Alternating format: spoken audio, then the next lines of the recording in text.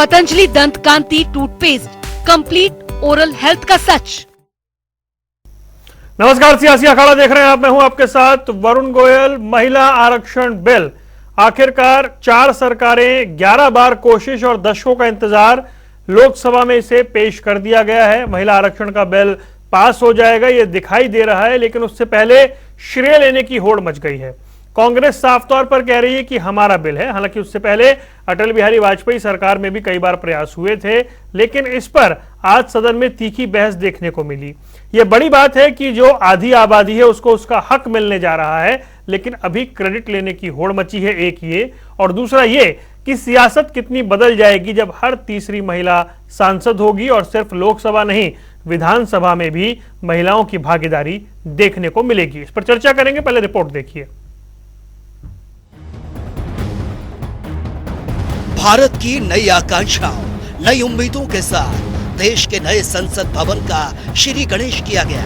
प्रधानमंत्री नरेंद्र मोदी सभी सांसदों के साथ पुरानी संसद से नई संसद तक पैदल मार्च करके पहुंचे, लेकिन नए संसद में कार्यवाही का पहला ही सत्र हंगामेदार रहा।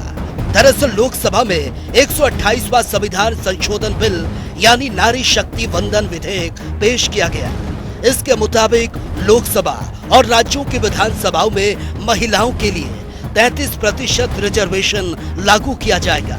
इस फॉर्मूले के मुताबिक लोकसभा की 543 सीटों में 181 महिलाओं के लिए आरक्षित होंगी। नए विधेयक में सबसे बड़ा पेच ये फंसा है कि ये परिसीमन के बाद ही लागू होगा, लेकिन हंगामा बिल को लेकर नहीं, बल्कि बिल लाने का क्रेडिट लेने को लेकर है।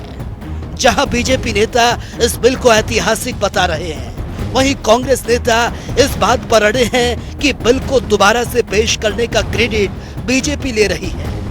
इस पर सदन में अधीर रंजन और गृह मंत्री अमित शाह के बीच तीखी नोकझोंक हुई। महिला आरक्षण 1989 में जब राजीव जी प्रधानमंत्री थे, तब स्थानीय निकायों के चुनाव में उन्होंने 1/3 आरक्षण महिलाओं के लिए सुनिश्चित किया था।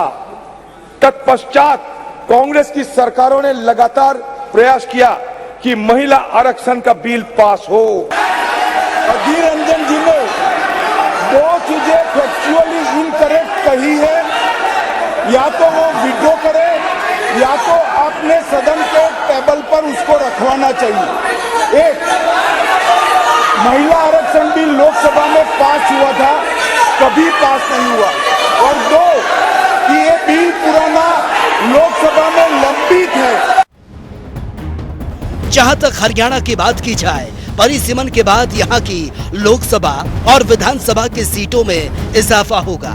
सवाल ये उठता है कि सीटों में बढ़ोतरी के बाद हरियाणा जैसे राज्यों की सियासत में किस तरह के सियासी बदलाव देखने को मिलते हैं। साथ ही देखना यह भी होगा कि नारी शक्ति वंदन बिल प्रदेश की मौजूदा राजनीति पर कितना असर डालता है। न्यूज डेस्क, जनता टीवी। और हमारे साथ कई खास मेहमान जुड़ गए। हमारे साथ सुमित्रा चौहान है, भारतीय जनता पार्टी की नेता हैं, वो हमारे साथ जुड़ गई हैं। मनीषा सांगवान, प्रवक्ता कांग्रेस, रानी रावत इंडियन नेशनल लोक दल से, अनुराधा शर्मा, प्रवक्ता आम आदमी पार्टी। सबसे पहले तो आप सभी को बधाई। एक बड़ा दिन है उस लिहाज से देखा जाए तो, जब सियासत में एक नए दौर में हम प्रवेश कर रहे हैं, लेकिन उसके साथ कई सवाल भी हैं। सुमित्रा जी, शुरुआत मैं आपसे करना चाहूंगा। ये महिला आरक्षण पर सरकार एक ऐतिहासिक बिल लेकर आई, और जैसे मैंने बताया कि 27 साल का इंतजार है, लेकिन अभी क्रेडिट लेने की होड़ है, क्योंकि सोनिया गांधी ने कहा कि ये हमारा है, अधीर रंजन चौधरी सभी बता रहे हैं कि ये तो हम लेकर आए थे, हमने राज्यसभा में पास करवाया था, आप वो काम पूरा कर रहे हैं।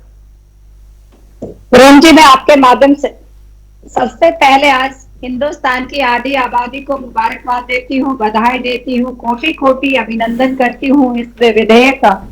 आज जो गणेश चतुर्थी के इस शुभ अवसर पर आज जो नया बिल हमारे सामने पेश हुआ है, ये सबसे पहले अगर कंपटीशन करें तो आज आधी आबादी का कंपटीशन है। ये एक नई शुरुआत है गणेश चतुर्थी के दिन, कि सबसे पहले हिंदुस्तान की हर महिला देश के यशस्वी प्रधानमंत्री जी का आभार व्यक्त करती है, धन्यवाद करती है। जो बड़ा तोहफा आज हमें मिला है, ये किसी भी दल की महिला हो, सिर्फ महिला को मिला है, वो किसी भी दल की हो। और देने वाले आज जो ये लेकर आए देश के यशस्वी प्रधानमंत्री, भारतीय जनता पार्टी के नेता, युग पुरुष, युग प्रवर्तक, इसके लिए बड़ी इच्छा शक्ति की जरूरत होती है।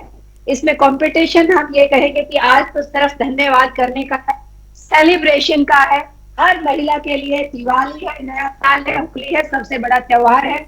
मैं सबको सबसे पहले सभी दलों की महिलाओं को, उनको आगे स्थान विधानसभा और लोकसभाओं को मिलेगा, महिला सशक्तिकरण की तरफ बढ़ेगी, इसके लिए बधाई देना चाहती हूँ। सबसे पहले तो आपके चैनल के माध्यम से मैं सबको बधाई देना चाहती हूँ। जी सुमित्रा जी, ये वाकई एक बड़ा दिन है अगर आधी आबादी को उसका हक मिलने जा रहा है, लेकिन मैं उसमें सवाल जोड़ रहा हूँ। अब आपने कहा कि ये जो प्रधानमंत्री हैं उनकी सोच और उस हिम्मत की वजह से हुआ है, लेकिन कांग्रेस बार बार कह रही है कि ये हमारा बिल है, हमने राज्यसभा में पास करवा लिया था। मैं आपके माध्यम से अरुण जी कहना चाहती हूँ, जो लेकर आए पास करवाना भी जिम्मेदारी होती है। अगर ये पास नहीं हुआ, जिसने भी सोचा, ये दलगत राजनीति से बहुत ऊपर का विषय है। ये नारी शक्ति के सशक्तिकरण का विषय है, ये महिला को आगे बढ़ाने का विषय है, और ये पास भी होगा, लागू भी होगा, और महिला सशक्त भी होगी, आगे बढ़ेगी भी। जब तक महिला निर्णायक मंडल में नहीं होती, कोई भी दल हो, कहीं न कहीं उसके अधिकारों में, रक्षा और सुरक्षा में कमजोरी रहती है। जिस तरीके से हरियाणा में लोकल बॉडीज में आज 50% महिलाएं हैं, अपनी आवाज उठाती हैं, सशक्त हैं। आज हिंदुस्तान में ये बिल लाया गया, पास भी होगा, आगे बढ़ेगा भी। देश की जब सबसे बड़ी पंचायत में हमारी बहनें बैठेंगी, तो सबसे पहले वो, उनकी बेटी सुरक्षित हो, आगे बढ़े, तरक्की हो, और हर जगह महिला का विकास हो, उसकी रक्षा के लिए सिर्फ बहनें आगे बढ़ेंगी, और उनके लिए कानून बनाएंगे भी और उसको इम्प्लीमेंट भी करवाएंगे। मैं ये कहना चाहती हूँ। ठीक है, मैं आपको बताता हूँ। अनुराधा जी देखिए, 33% ये नंबर वो है कि अब हर तीसरी महिला सदन में सांसद जो हैं, हर तीसरा सांसद महिला दिखाई देगी। विधानसभा में भी ऐसी तस्वीर मिलेगी, यानी अवसर बढ़ेंगे। अभी हरियाणा में 10-11% जो हैं महिलाएं हैं, अगर विधायकों की सूची देखी जाए। 33 होगी तो ये नंबर बढ़ेगा। महिलाओं की भागीदारी एक बड़ा फैसला आप मानती हैं? वरुण, मेरी आवाज जी, आपको आवाज मिल रही है, आवाज मिल रही है जी। वरुण, वास्तव में मैं अपनी बात को शुरू यहाँ से करना चाहती हूँ कि महिलाओं को आरक्षण मिले, महिलाओं को उनका अधिकार मिले। इसके लिए मैंने अपने 30 साल के राजनीतिक जीवन में बहुत बार थाने, कचहरी और प्रदर्शन, धरने, ये सब किए हैं, और बड़ी खुशी हुई। अच्छी बात है आज ये बिल लोकसभा में आया। मैं आम आदमी पार्टी की ओर से इसका स्वागत करती हूँ। लेकिन इसका एक पक्ष और है जो मैं आपके माध्यम से सबके ध्यान में लाना चाहती हूँ। देखिए, बिल आ गया है और बिल पास होगा, महिलाओं को आरक्षण मिलेगा, ये एक बात है, लेकिन इसकी सकारात्मकता क्या है, इसकी वास्तविकता क्या है, इसकी ड्राफ्टिंग में इसको सही तरीके से समझना भी बहुत जरूरी है। इस बिल को समझने के लिए जब ये कॉन्स्टिट्यूशनल अमेंडमेंट बिल आया और इसको हमने पढ़ा, इसको जाना, इसको समझा, तो मैं आपके माध्यम से बताना चाहती हूँ कि सेक्शन 334A इस बिल का ये कहता है कि ये आरक्षण 2024 के चुनाव में लागू नहीं होगा।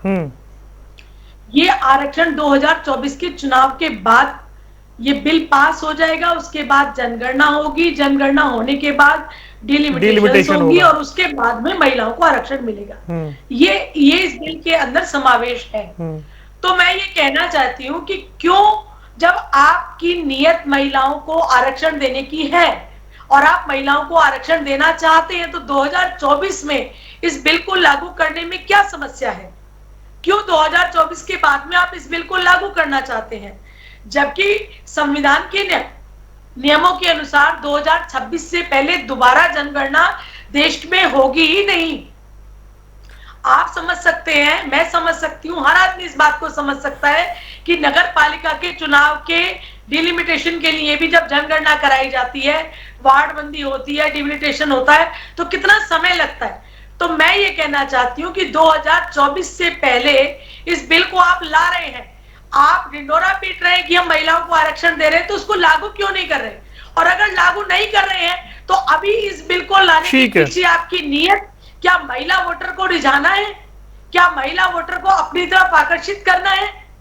ठीक है, मैं जवाब लेता हूँ अनुराधा, ठीक है मैं जवाब लेता हूँ। पहले जनगणना, फिर परिसीमन, फिर आरक्षण। और क्योंकि 24 से पहले और जनगणना और परिसीमन दोनों होते हुए नहीं दिख रहे, तो उसके बाद यानी कि संभव है। हाँ, उसके बाद यानी कुछ कुछ विधानसभा चुनाव में ये दिख सकता है 24 के बाद, जब जनगणना और परिसीमन हो जाएगा। मनीषा जी, आपका बहुत बहुत स्वागत है। पहले तो आपका रिएक्शन ये कि महिला आरक्षण बिल 27 साल का इंतजार और अब वो पूरा होता हुआ दिखाई दे रहा है। आप जैसे चेहरे जब भी टीवी पर बैठते हैं वो बहुत जल्द विधानसभा लोकसभा में दिखाई देंगे, ऐसी हम उम्मीद भी करते हैं और आशा भी करते हैं। लेकिन क्रेडिट किसको जा रहा है, मौजूदा सरकार को या किसी और को? देखिए, सभी महिलाओं के लिए आज बहुत ही खुशी का दिन है, पर बस मुझे एक ही बात का डर है, कहीं ये एक और जुमला ना निकले। क्योंकि ये जो बिल है, अगर आप इसको बारीकी से पढ़ेंगे तो ये किंतु परंतुओं से भरा हुआ है ये बिल। आप जैसे कि अभी मेरे से पहले जो मैडम कह रही थी कि 2029 में ये लागू होगा, तो इसमें किंतु परंतु भरे। अगर वाकई ही सरकार की मंशा है। रानी रावत जी 10 सेकंड दीजिए, आ रहा हूँ। रानी जी 10 सेकंड दीजिए, आपके पास आ रहा हूँ। जरा मनीषा जी बोल रही हैं, अभी आ रहा हूँ आपके पास। अगर वाकई में सरकार की मंशा है महिलाओं को सत्ता में भागीदारी देने की, बराबर की या 33% की, तो वो अभी से क्यों नहीं लागू कर देते? जब ये किसान विरोधी कानून लेकर आए थे तो रातों रात इन्होंने ऑर्डिनेंस पास कर दिया था। जब किसी ईडी डायरेक्टर को इनको एक्सटेंशन देनी होती है तो रातों रात ऑर्डिनेंस पास कर देते हैं। तो जब ये कुछ करना चाहते हैं तो ये करते हैं और तुरंत उसको लागू भी करते हैं। तो इस बिल के लिए, इस महिला आरक्षण के लिए अगले 5 साल के लिए हमें क्यों वेट करवा रहे हैं? 5 साल 6 साल 5 साल तो नहीं, मतलब देखिए जब जनगणना हो जाए, डिलिमिटेशन हो जाए, हो सकता है विधानसभा में तब तक आ जाए। लोकसभा तो खैर अगली ही आएगी, ऐसा लग ही रहा है। दरअसल समस्या ये है, इनको सामने अपनी हार नजर आ रही है, तो ये तरह तरह के तरीके अपना रहे हैं महिलाओं को लुभाने के लिए। सच्चाई तो ये है। ठीक। और ये वक्त ही बताएगा कि ये एक और जुमला है भारतीय जनता पार्टी। चलिए ठीक है, आपने कहा जुमला है। हाँ जी, अब मैं आता हूँ रानी रावत जी के पास। रानी रावत जी बताएं भाई, महिला आरक्षण बिल कितना बड़ा कदम है?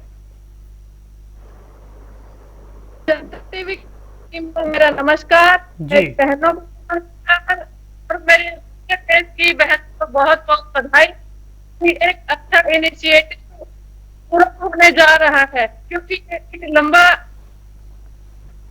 प्रयास है, कोई नया प्रयास नहीं है। लेकिन अगर ये पास हो जाएगा तो ये एक अहम कदम होगा महिलाओं को सशक्त देने के लिए। सबसे पहले अगर बात करें हम 1931 में ब्रिटिश प्रधानमंत्री को हमारी बेगम शाहनवाज और सरोजिनी नायडू ने सिफारिश की थी कि महिलाओं को सशक्तिकरण प्रदान करने के लिए उनकी पार्टिसिपेशन पॉलिटिक्स में हो। उसके बाद 1988 में भी इनिशिएटिव लिया गया और संविधान के जो है अमेंडमेंट का मार्गदर्शन किया। इसी कड़ी में 50% महिला का निकाय में हुई और महिला सशक्तिकरण। फिर रानी रावत जी, आपका ऑडियो ठीक से नहीं मिल रहा है मुझे, थोड़ा सा क्वालिटी भी डाउन आ रही है। मुझे लग रहा है कुछ इंटरनेट का इशू है। एक बार आप दिखाइए, मैं जल्दी से आपके पास लौटता हूं, तब तक मैं जल्दी से आता हूं आपके पास। एक बार इसको दिखा लीजिए। सुमित्रा चौहान जी, देखिए आपने सुना कांग्रेस की ओर से मनीषा सांगवान ये कह रही है कि आप लोगों को चुनाव में हार का डर है, आप इसलिए लेकर आए हैं इसे। मैं मनीषा जी से कहना चाहती हूँ, पूछना चाहती हूँ आपके माध्यम से, आज 2 कदम हम चले, 2 आप ही चलिए। महिलाओं के त्योहार का दिन है आज। हार और जीत की जो बात है, डर की बात आप कह रहे हैं वरुण जी, ये तो लोग तय करेंगे, ये जनता तय करेगी कौन हारेगा और कौन जीतेगा, ये भविष्य के गर्भ में है। राजनीतिक दल को हर प्रयास करना चाहिए। भारतीय जनता पार्टी एक शुद्ध राजनीतिक दल है। हर राजनीतिक दल को अपना एजेंडा लेकर जाना है, लेकर जाते भी। और रही बात हार का डर, किसको सता रहा है और किसको नहीं, ये लोग तय करेंगे। जीतने के लिए सभी दलों को अपना प्रयास करना चाहिए। राजनीतिक दल का राजनीतिक धर्म है और हमें भी करना चाहिए, वो हमारा राजनीतिक धर्म है। जी, लेकिन मेरी सुमित्रा जी, मेरी चिंता कुछ और है। मतलब जो अभी हम देखते हैं गांव देहात में या कहीं भी, ये जो सरपंच पति प्रधान पति होता है, ये कहीं विधायक पति और सांसद पति वाली परंपरा ना चल पड़े। वरुण जी, आप बिल्कुल सही बात कह रहे हैं कि बहुत चिंतनीय महिलाओं के लिए है। एक लंबे समय से हम सभी हिंदुस्तान की पूरी आधी आबादी पूरा हक के लिए हम सब लड़ते ही हैं। हमारी बहनें जब देखते हैं तो हमारी जो मेल डोमिनेंस पुरुष प्रधान समाज है, कहीं न कहीं सभी ताकतों में जब वो पहली बार आती है, अपना काम शुरू करती है तो कोशिश की जाती है, लेकिन जब 1 साल 2 साल 3 साल वो निकलती है तो वो आगे बढ़ जाती है। जब दूसरे बार सरपंच बनती है तो देखेंगे कि वो निर्णायक खुद होती है। जब हम आज अगर बिल की आवश्यकता है और सभी दल एक मत से, सभी हिंदुस्तान की महिलाएं एक मत से मांगती हैं कि रिजर्वेशन की जरूरत क्यों पड़ती है। अदरवाइज तो महिलाएं हर फील्ड में आगे हैं। कोई फील्ड ऐसा नहीं है, चाहे शिक्षा का हो, चाहे चिकित्सा का हो, चाहे खेल का हो, सब जगह आगे हैं। लेकिन राजनीति के क्षेत्र में कहीं न कहीं कोई भी पुरुष उसको आगे नहीं आने देता। इसके लिए इस बिल की जरूरत है। जब वो आगे आएगी तो उसको रोका नहीं जाएगा। महिला सक्षम है, अपनी बात कह सकती है। एक घर सबसे बड़ा उद्योग होते हैं। 5 तरह के बच्चे अगर 5 टेस्ट की खाना खाते हैं तो वो भी महिला मैनेजमेंट करती है। राजनीति में जितना कम आज हमारा संख्या है, उसकी वजह से बहुत सारी चीजों में परेशानी आती है। जब संख्या बढ़ जाती है, जैसे अध्यापक वर्ग में महिलाओं की संख्या ज्यादा है, वहां क्राइम कम मिलेगा। जिस भी विभाग में महिलाओं की संख्या ज्यादा है, क्राइम रेशियो कम होता है। अगर वो रेशियो बढ़ जाती है तो निश्चित तौर पे उनके हितों की रक्षा और सुरक्षा होगी। और जब एक के पीछे 3 बैठेगी और जब 3 महिलाएं आ जाएंगी, एक महिला बैठेगी, तो निश्चित तौर पे हमारे हितों की रक्षा होगी। वो किसी भी दल की महिला हो, आज सिर्फ महिलाओं की होली और त्योहार है सबके लिए। अनुराधा जी कुछ कहना चाह रही हैं, फिर मनीषा जी के पास आता हूँ, फिर रानी जी के पास। हाँ जी। वरुण, मैं ये कहना चाहती हूँ कि देखिए, जो योग्य महिलाएं हैं, जो मेरा राजनीतिक अनुभव कहता है, जो मेरा सामाजिक अनुभव कहता है, वो ये कहता है कि जो योग्य महिलाएं हैं उन्होंने आज भी अपना स्थान बनाया हुआ है और वो आगे भी अपना स्थान बना ही लेंगी। लेकिन आरक्षण हमेशा उन लोगों के लिए होता है और उस वर्ग के लिए होता है जो पिछड़ा है, जिसको मौका नहीं मिल पा रहा है, जिसको धकेल के समाज की अंतिम पंक्ति में पहुंचा दिया है। तो महिला वर्ग में भी, महिला समाज में भी वो महिलाएं जिन्हें आगे आने का मौका नहीं मिलता है, उन्हें इस आरक्षण में आगे आने का मौका मिलेगा। दूसरी बात मैं ये कहना चाहती हूँ कि आरक्षण कोई उपकार नहीं है, आरक्षण एक प्रायश्चित है। वर्षों तक, युगों से महिलाओं के साथ जो समाज में ये मानसिकता रही कि उन्हें पीछे रखा जाए, वर्षों तक महिलाओं के साथ जो ये मानसिकता रही कि उनका उत्पीड़न होता रहा, उनके अधिकार उनको नहीं दिए गए, उनको वो अधिकार मिले, इसके लिए ये आरक्षण उपयोगी है और इस आरक्षण को हम स्वागत करते हैं। लेकिन मेरा ये एक साथ में ये कहना है कि आज जो राजनीतिक स्थिति है, मैं भारतीय जनता पार्टी के लिए पर्टिकुलर कहना चाहती हूँ, हरियाणा के अंदर आज महिला विधायक हैं, महिला सांसद हैं, लेकिन संदीप सिंह के मामले में जब एक महिला यौन उत्पीड़न की अपनी बात को लेकर दर ठोकर खा रही है, संघर्ष कर रही है, तो मैं भाजपा की प्रवक्ता सुमित्रा जी से पूछना चाहती हूँ, मेरी पुरानी साथी भी रही है, कि कितनी महिला विधायक और कितनी महिला सांसदों ने उनका समर्थन किया जब पूरे देश को गौरवान्वित करने वाली महिला रेसलर्स दिल्ली के अंदर धरने पे बैठी थी यौन उत्पीड़न की समस्या को लेकर, अपने अधिकार को लेकर, अपनी बात को लेकर, तो कितनी महिला सांसदों ने आके उनका समर्थन किया।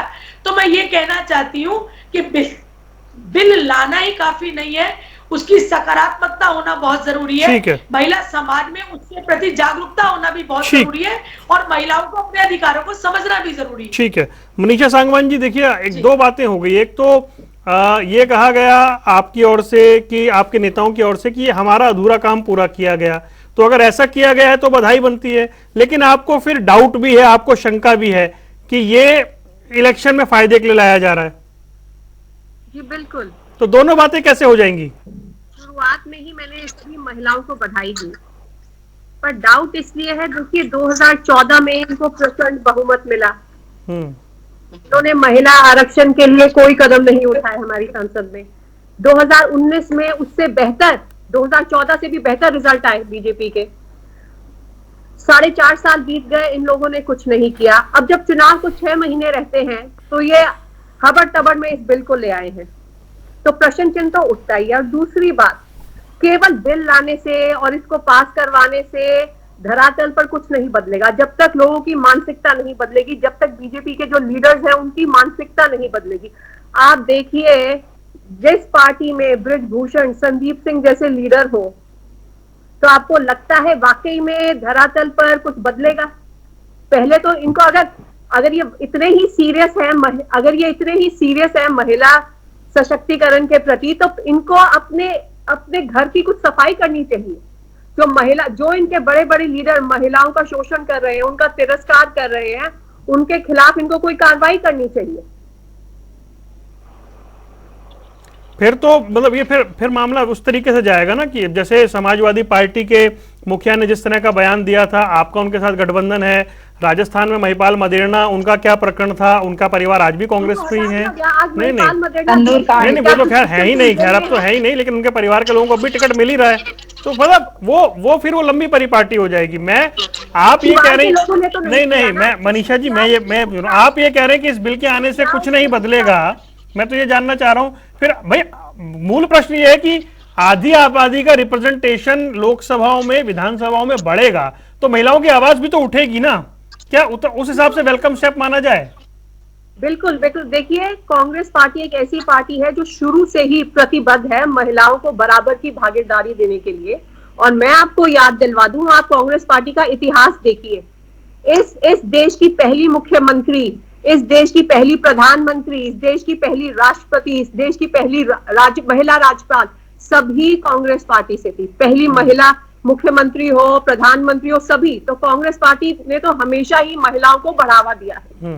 ठीक है, एक बार रानी रावत के पास चलते हैं। रानी जी, आवाज मिल रही है आपको? हाँ जी, हाँ जी, हाँ जी रानी जी बोलिए, आप बड़ी देर से चर्चा में शामिल नहीं हो पाई, बोलिए। हाँ जी, मैं ये कहना चाहती हूँ कि सबसे पहले तो जनता टीवी को बहुत बहुत बधाई।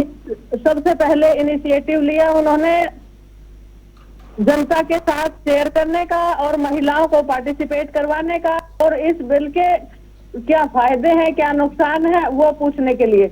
लेकिन बिल जैसे आया है, तो अगर ये पास हो जाएगा और इम्प्लीमेंट हो जाएगा तब तो ये फायदा है।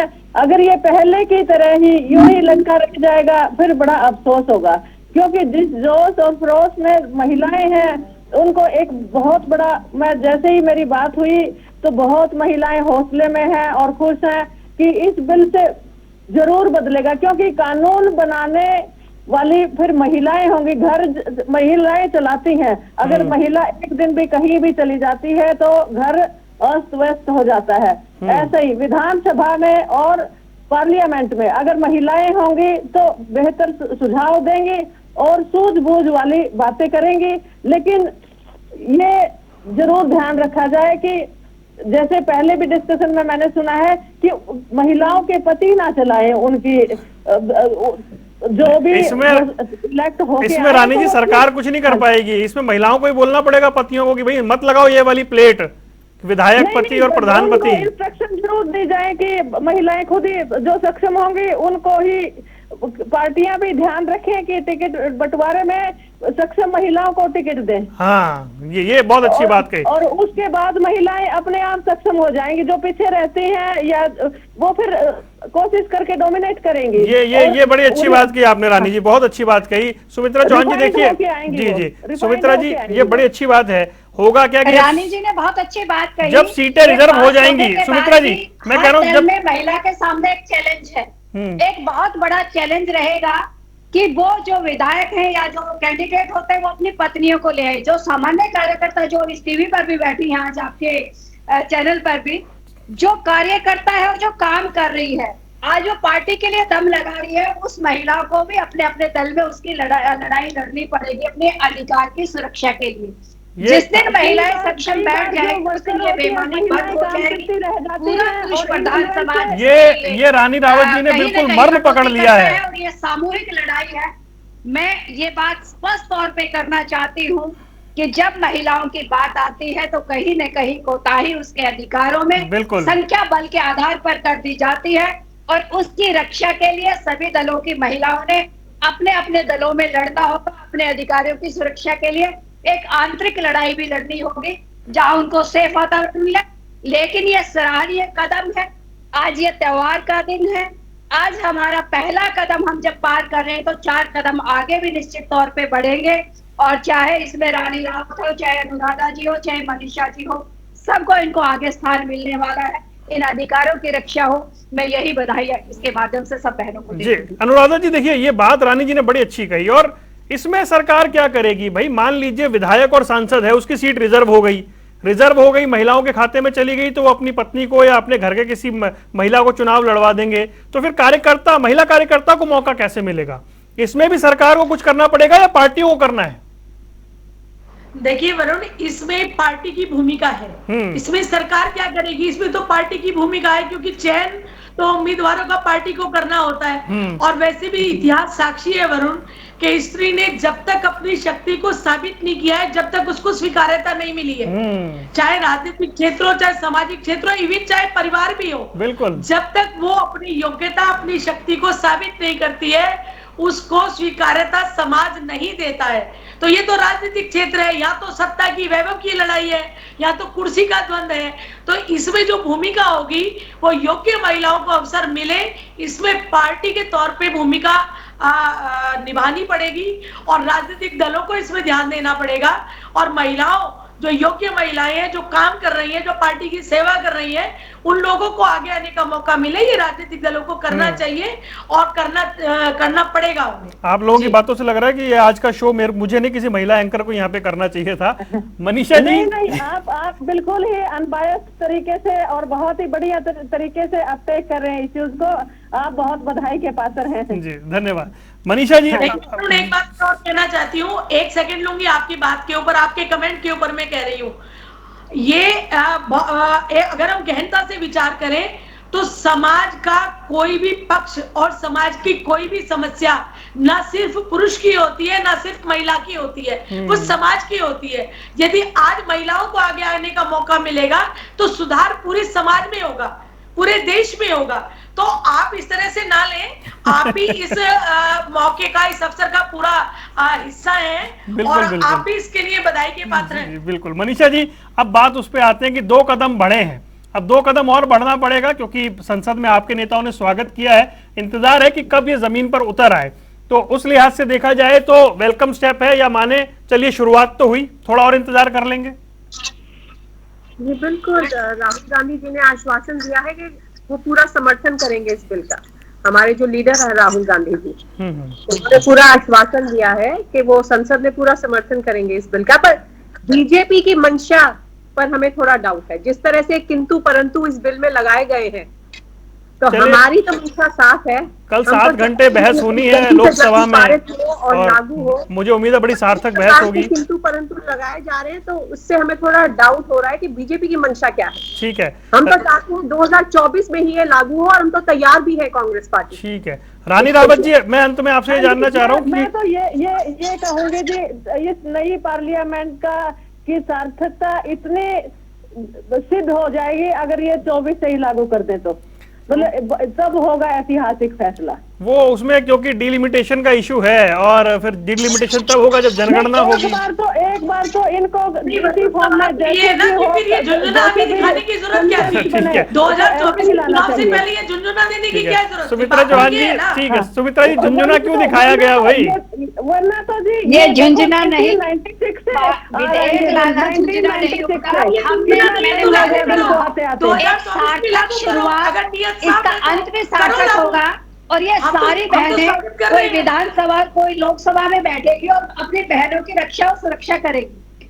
आप इंतजार कीजिए, ये जो बहनें आपके साथ बहस में बैठी हैं सारी की सारी, ये कहीं ना कहीं अच्छे स्थानों पर दिखेंगी और ये रिजल्ट में तब्दील होगा। आज हमारा सबसे बड़ा त्योहार है, मैं सबको बधाई देती हूँ। झुंझुना नहीं, ये मिठाई है, और मिठाई खाइए सभी बहनें और सेलिब्रेट कीजिए। चलिए, अंत में चलते चलते मैं इतना कह देता हूं कि सवाल ये नहीं कि पहले क्या हुआ था, सवाल ये कि पहले जो हुआ था वो हुआ क्यों, और उसे बदलने में समय लगा। सार्थक शुरुआत मान लेते हैं, और आधी आबादी को आया है कितनी जल्दी वो जमीन पर उतरेगा इसका इंतजार है। एक बार फिर से आप सभी को, आप चारों को बहुत बहुत बधाई और इस चर्चा में शामिल होने के लिए आपका बहुत बहुत धन्यवाद। तो सियासी अखाड़ा देख रहे थे आप, यहां रुकने कुछ देर के लिए, खबरों का सिलसिला लगातार जारी है।